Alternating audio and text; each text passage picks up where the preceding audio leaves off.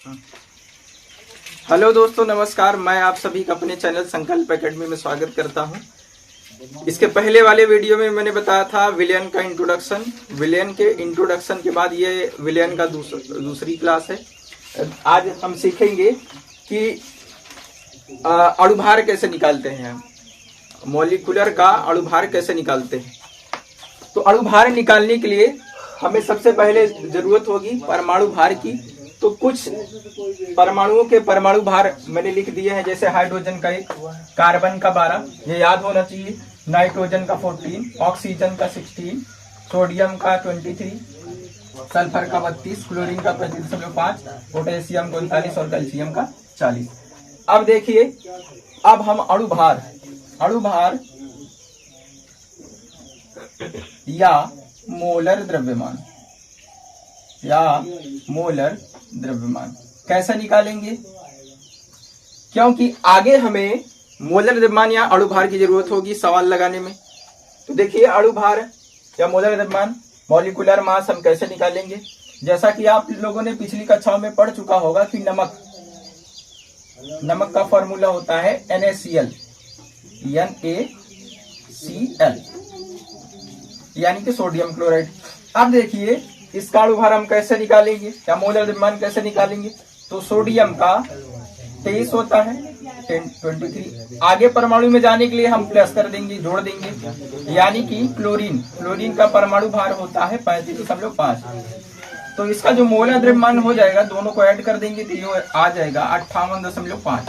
आगे चलिए, अब जैसे मैं लिख दूं यूरिया, तो यूरिया का फॉर्मूला आप सभी जानते हैं, NH2CONH2। अब देखिए कैसे निकालेंगे हम। तो नाइट्रोजन का 14,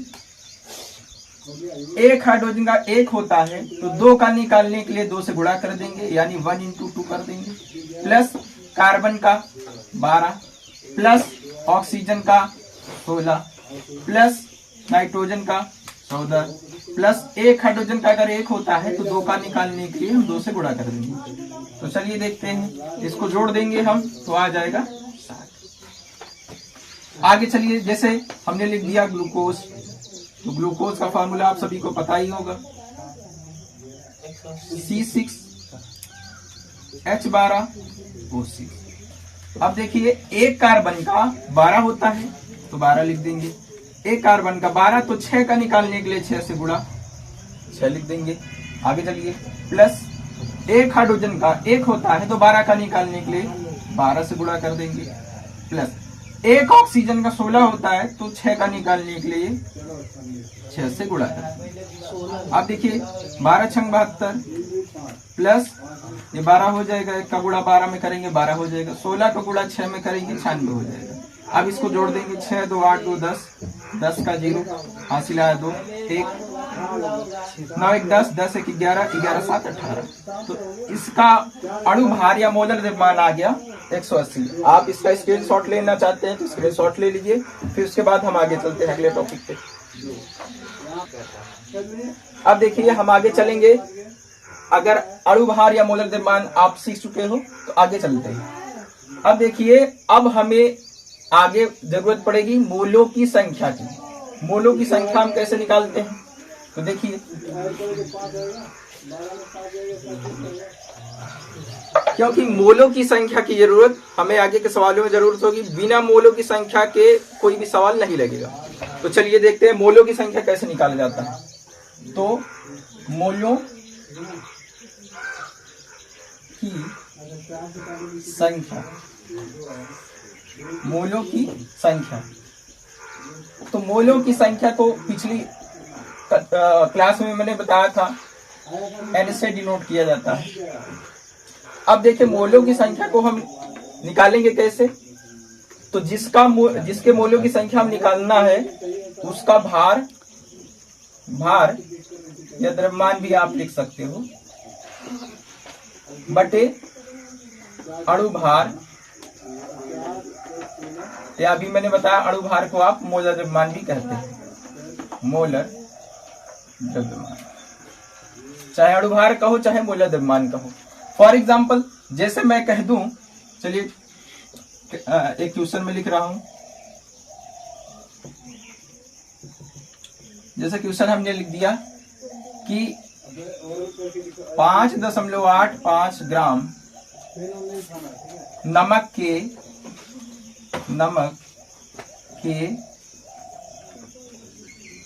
मोलों की संख्या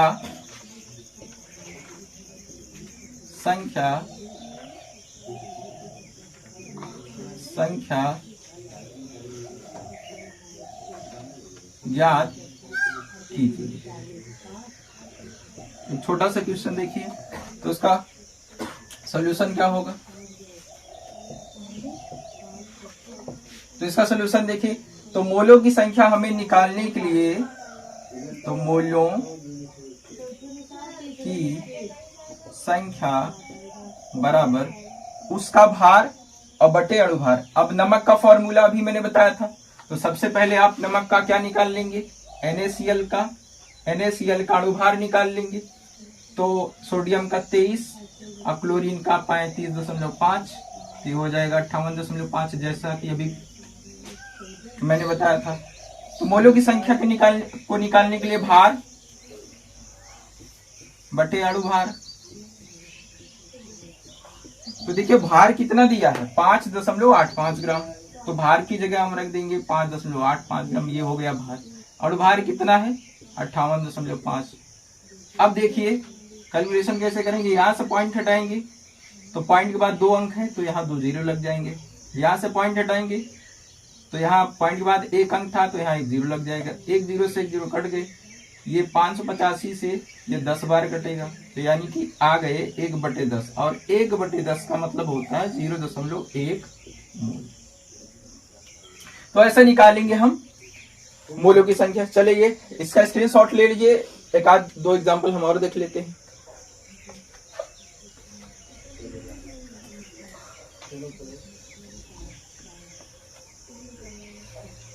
अगला क्वेश्चन देखिए, अब जैसे अभी मैंने बताया था यूरिया, अब यूरिया क्वेश्चन नंबर 2 देखिए।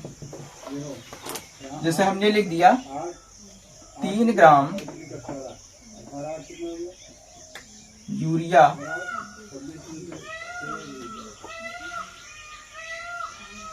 में यूरिया के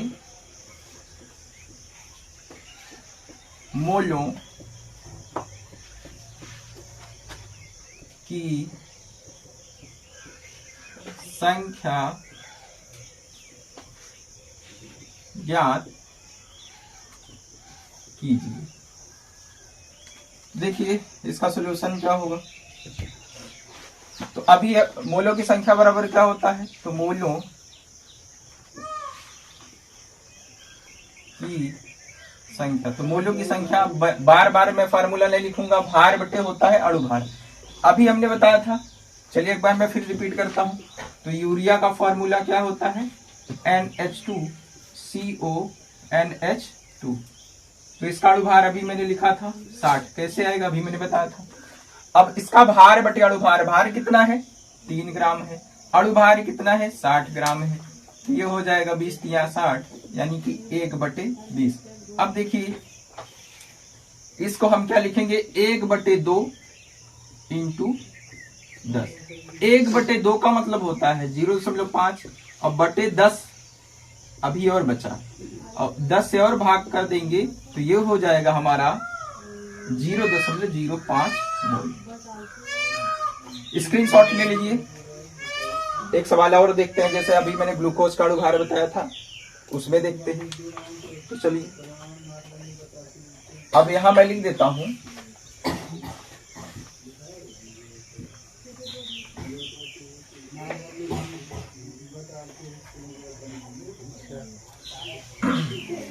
18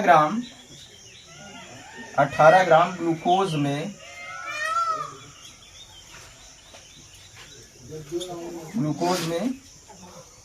ग्लूकोज के मोलों की संख्या ज्ञात कीजिए। तो मोलों की संख्या फिर वही काम है। तो अभी हमने बताया था ग्लूकोज का अणुभार आया था 180, तो डायरेक्ट अब हम रख देंगे तो भार कितना है 18 ग्राम। 18 बटे अड़ु भार अभी हम निकाले थे, कितना आया था 180, तो बटे 180 रख देंगे। तो 18 दहम्मा 180 1/10, और 1/10 का मतलब होता है 0.1 मोल। तो उम्मीद करता हूं दोस्तों ये टॉपिक आपको बहुत अच्छी तरीके से समझ में आ गया होगा। आप इस वीडियो में के बारे में लिंक करिए, शेयर करिए। Thanks for watching.